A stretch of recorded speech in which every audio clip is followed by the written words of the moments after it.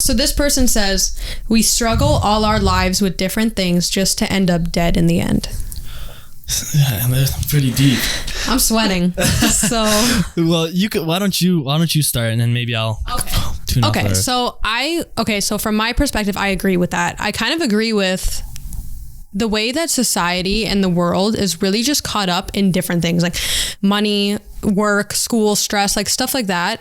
And it's almost like it's weird to think that we're only alive for such a short amount of time. Yeah, we have like literally like 100 years on the earth. Exactly. Like if you really look at it in perspective, like we're here for this long, and we're like caught up like in, oh my God, I look ugly in that, or I can't post this. I just posted today. I'm going to post 2 days in a row. Like people are going to unfollow me. Like, oh my God, like I don't have this many followers. It's like, it's really weird because we're actually going to die. Like we're dead and nobody cares. Like we're gone. Like nobody cares about you. I mean, they do, for lack of better words, not me, but of course people care. I think the people around you care, and like the people that are going to be around you when you die are the people that we don't pay attention to the most. We pay attention to like all the other things, you know? That's true. It's like we're always chasing. Yeah. We're always chasing something and we're ignoring what's actually running after us. Which is the best way to kind of live life. Like I remember Matthew McConaughey said in his Oscar speech, he goes, I wanted my role model. Did you ever come across that video? My role model was like 10 years. And then he just said, 20 years. Yeah. So it's like I'm always chasing after myself. So for anyone who didn't see the video of Matthew McConaughey's like iconic Oscar speech, he just talked about him chasing himself for years to come.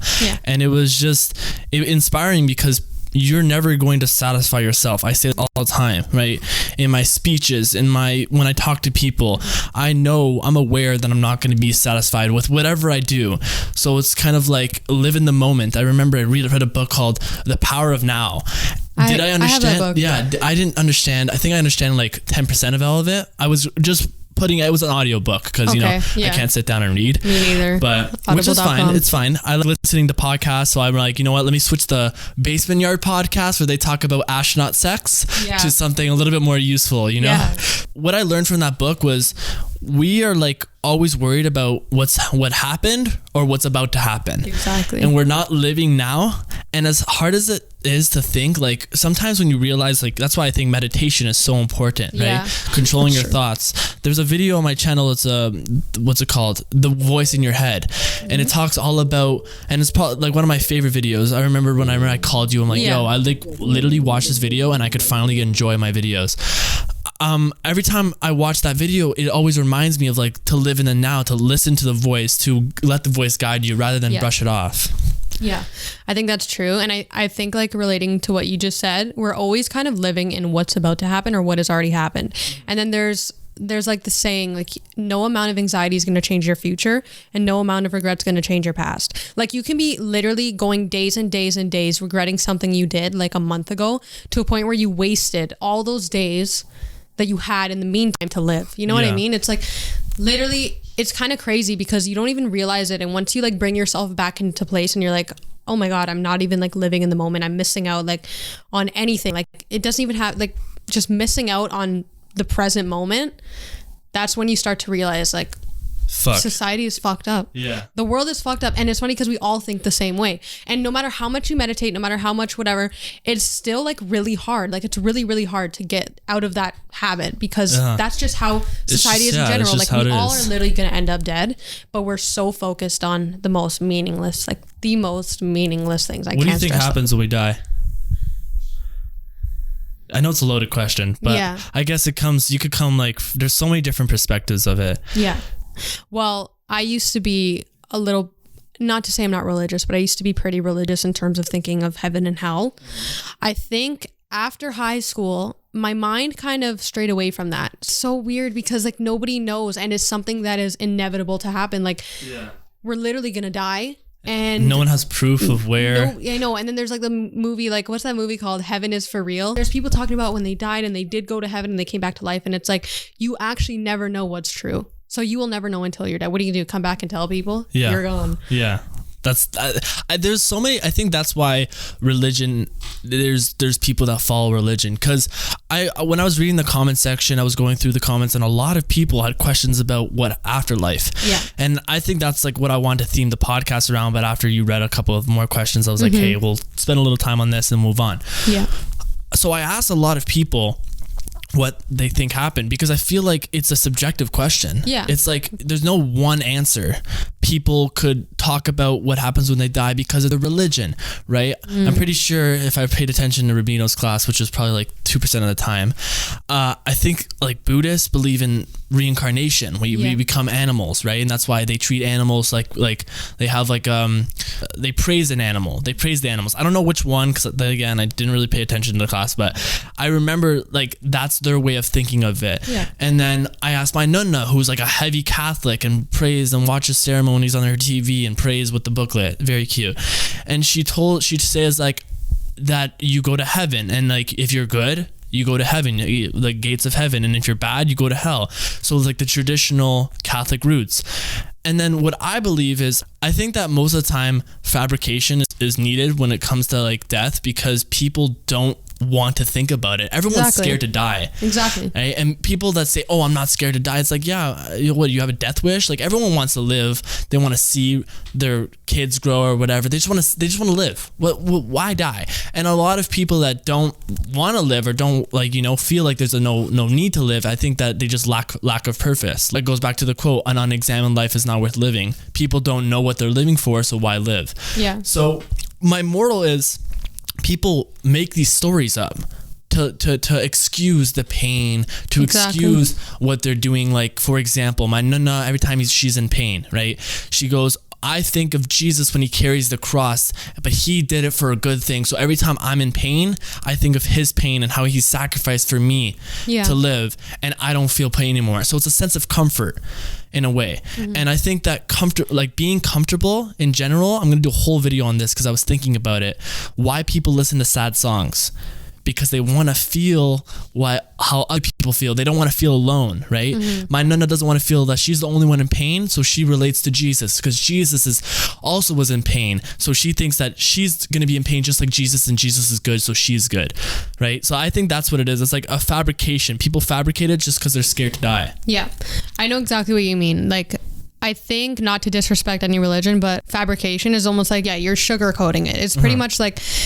And that even gets into like COVID, dare I say. Like people have a lot of different conspiracies. Was it made up? Was it like, is it fake? Is it real? Like, I think at the end of the day, because there is no specific answer, like a factual answer, we're all just looking for some sort of solution, alternate route. Like, okay, let's turn to this to get comfort, which is no problem. Obviously, everybody has their ways of feeling better about things, but same with dying. It's kind of like, if I live my life believing that I'm going to go to heaven if I'm good, it's not that I'm not scared to die, but it's a little less worrying than thinking that when I die, I'm just gone and I don't know what's going to happen. So I agree with you that I think religion and even spirituality, like certain things that give us any sort of answer, even if it's opinionated on what's going to happen after death, is really just some sort of comfort. Yeah, and it's cool because when you ask someone like what happens when they die, because I've literally like every single person I've talked to, I've literally asked them, and it's like, don't get me wrong, I kind of segued into it, but I said like, hey, I'm gonna do this for my podcast, what do you think of it? And a lot of people, you could tell the way they think about death is the way they live life right now, right? If they think about death as, like, I asked one friend about it and he goes, no, we just die. You could see that he doesn't find meaning in life. You could see that he doesn't have like some sort of purpose. You see that he's very straight, conservative, stereotype. Like, it's not a bad thing. Not everyone needs to overthink things. Yeah. Right. Yeah. Well, I don't know if it's necessarily like he feels like he doesn't have a purpose. I think it's almost like you've kind of given up on any answer that you feel like is far-fetched. Like, you're kind of just like, at this point, like, we're just gonna die.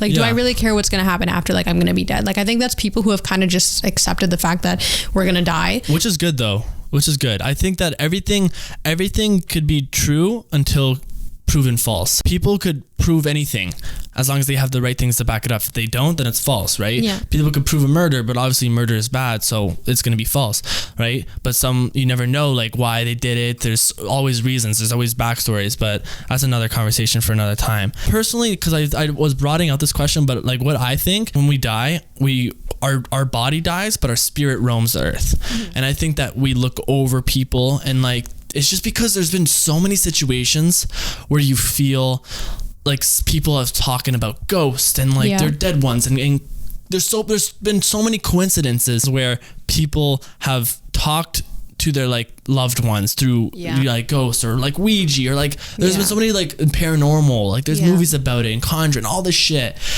I believe it. Do you believe in ghosts? I do. Right? So it's like there's some sort of spirits. There's good and bad spirits. That's what I believe. When you do something bad, that guilt is a spirit.